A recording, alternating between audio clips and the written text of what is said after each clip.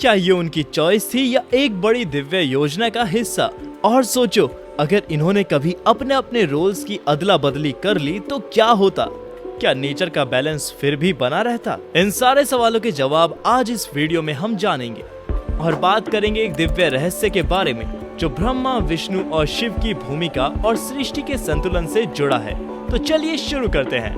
बहुत पुराने समय की बात है। एक दिन ब्रह्मा, विष्णु और शिव जी के बीच एक दिलचस्प चर्चा शुरू हो गई। ब्रह्मा जी बोलते हैं कि मुझे सिर्फ सृष्टि रचने का काम ही क्यों दिया गया? क्या मैं संहार या पालन नहीं कर सकता? इस पर विष्णु जी ने कहा, और मुझे हमेशा पालन का रोल ही क्यों मिला? क्या मैं कुछ नया क्रिएट नहीं कर सकता या संहार नहीं कर सकता?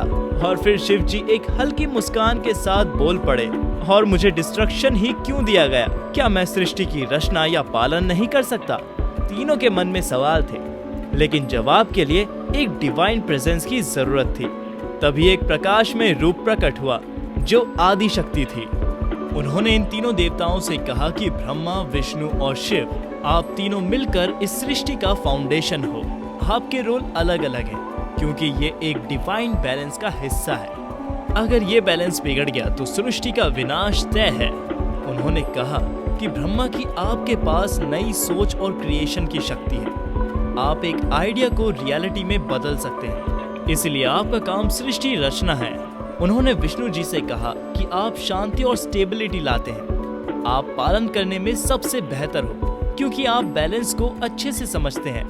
और फिर उन्होंने शिव जी से भी कहा कि आप संहार के देवता हैं, पर यह संहार एक अंत नहीं, एक नई शुरुआत का हिस्सा है। आप पुराने को खत्म करके नए क्रिएशन के लिए स्पेस बनाते हैं। जैसे एक जंगल में पुराने पेड़ गिरते हैं तभी नए पेड़ उगते हैं, ये शिव का संहार है।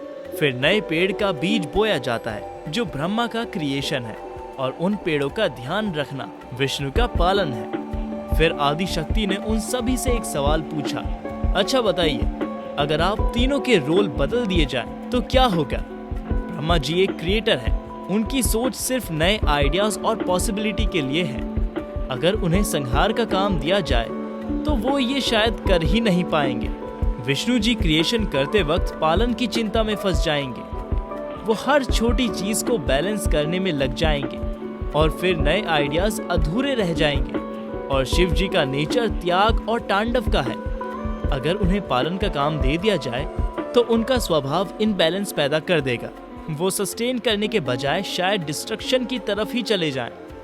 इसीलिए ये तीनों रोल एक डिवाइन साइकिल का हिस्सा है, सृष्टि, पालन और संहार। जब शिव संहार करते हैं तब ब्रह्मा नए क्रिएशन की शुरुआत करते हैं, और विष्णु इन दोनों के बीच बैलेंस बनाए रखते हैं। इसीलिए इन रोल को बदलना इम्पॉसिबल है। ब्रह्मा के बिना क्रिएशन शुरू नहीं हो सकता, विष्णु के बिना स्टेबिलिटी खत्म हो जाएगी, और शिव के बिना नए क्रिएशन के लिए स्पेस नहीं बनेगा। ये तीनों मिलकर एक परफेक्ट हार्मनी बनाते हैं जो सृष्टि को चलने देता है।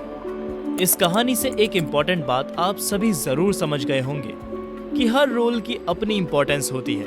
ये लेसन सिर्फ देवताओं तक सीमित नहीं है, ये हमारे रियल लाइफ में भी अप्लाई होता है। हर किसी का अपना एक यूनिक रोल होता है जो इम्पोर्टेंट होता है। अगर हम अपने काम को समझकर करें तो लाइफ में भी एक नेचुरल बैलेंस बन जाता है।